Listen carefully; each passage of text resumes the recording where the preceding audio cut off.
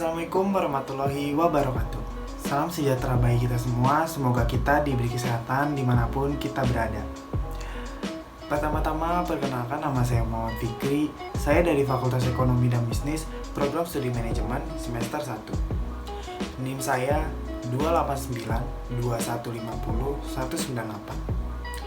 Sebagai syarat penilaian ujian akhir semester, saya akan mempresentasikan tentang materi masalah-masalah dalam organisasi ekonomi dari mata kuliah Pengantar Ekonomi Mikro dengan dosen pengampu Bapak Sumardi Marjono. Yang pertama, komoditi apa dalam kurung watt yang harus diproduksi dan berapa? Yang pertama, karena sumber daya bersifat langka atau terbatas dalam kurung konsep kelangkaan.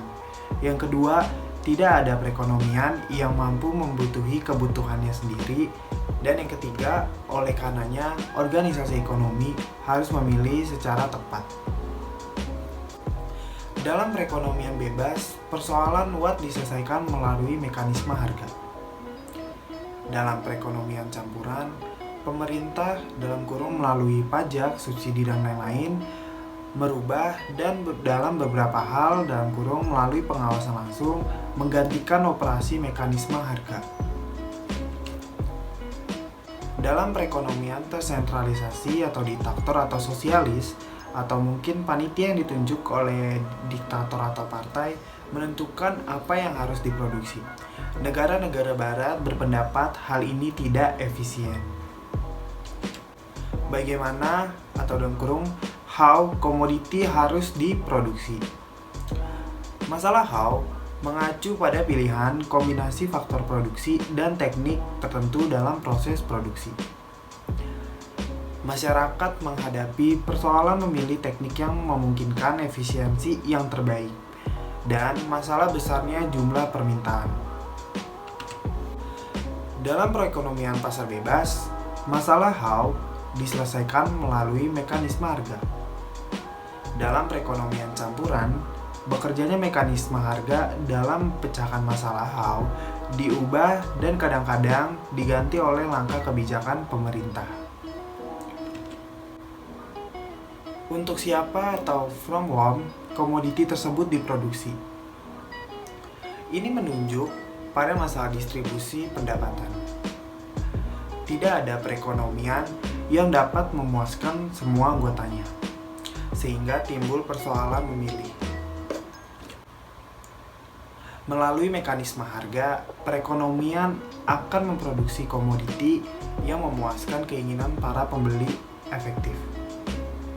Kemudian, dengan alasan keadilan dan pemerataan, pemerintah biasanya mengubah bekerjanya mekanisme harga lewat pajak dan subsidi. Apapun sistem ekonomi yang berlaku, akan selalu menemukan 3 unsur ekonomi dalam suatu perekonomian industri maju, yaitu yang pertama, perdagangan, spesialisasi, dan pembagian kerja. Kemudian uang, dan yang terakhir modal. Perdagangan, uang, dan modal. Semakin berkembang suatu perekonomian, maka ia semakin terspesialisasi.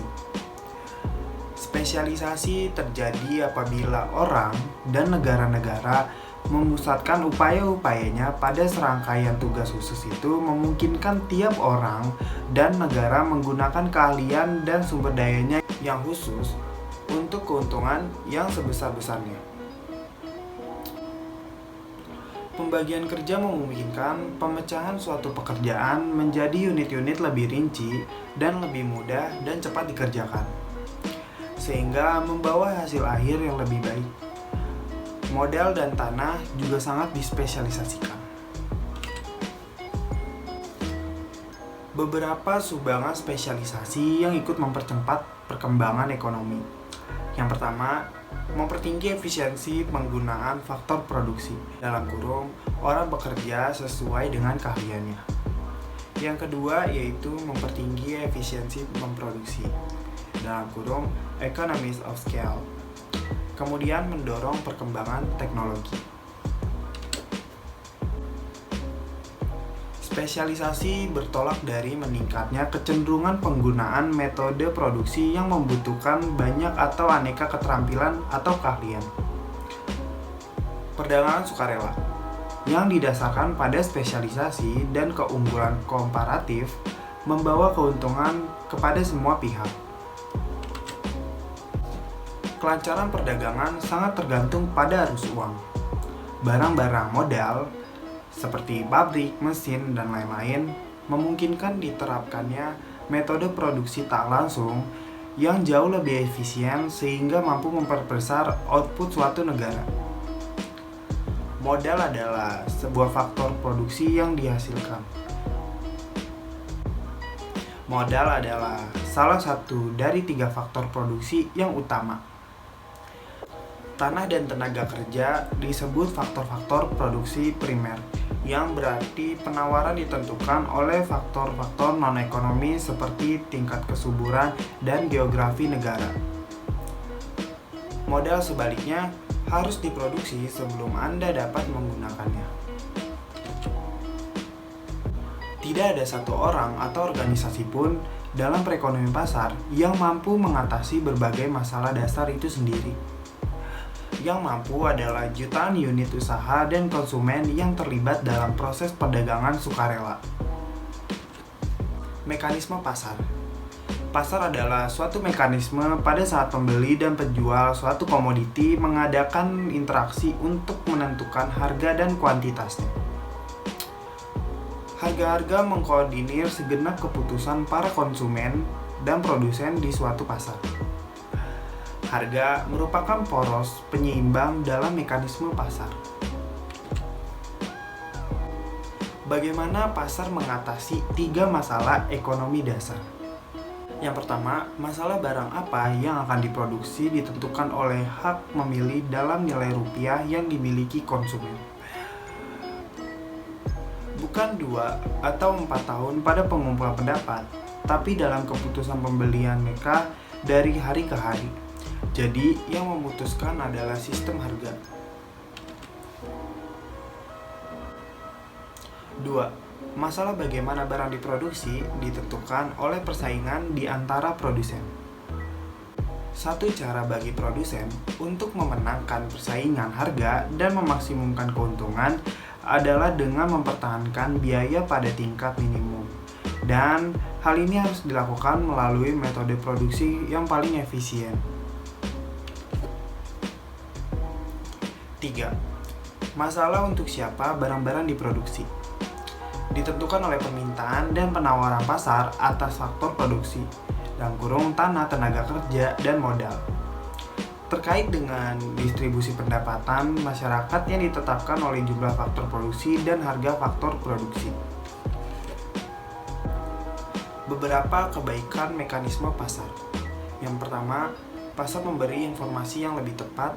Yang kedua, pasar memberi perangsang untuk mengembangkan kegiatan usaha. Yang ketiga, pasar memberi perangsang untuk memperoleh keahlian modern dalam kurung teknologi. Yang keempat, pasar mengalahkan penggunaan barang dan faktor produksi secara efisien. Dan yang kelima, pasar memberi kebebasan yang tinggi kepada masyarakat untuk melakukan kegiatan ekonomi. Beberapa kelemahan mekanisme pasar. 1. Pasar gagal mengalokasikan barang secara efisien. Hal ini disebabkan oleh persaingan tidak sempurna, misal monopoli, eksternalitas, penyediaan barang publik. 2. Pasar tidak mampu menciptakan distribusi pendapatan yang adil atau merata. Dan yang ketiga, timbulnya masalah-masalah makroekonomi, yaitu siklus usaha dalam kurung lonjakan inflasi dan pengangguran, pertumbuhan ekonomi yang lemah. 3. Fungsi ekonomi pemerintah. Yang pertama, meningkatkan efisiensi. Yang kedua, menciptakan pemerataan atau keadilan. Dan yang ketiga, memacu pertumbuhan ekonomi secara makro dan memelihara stabilitasnya.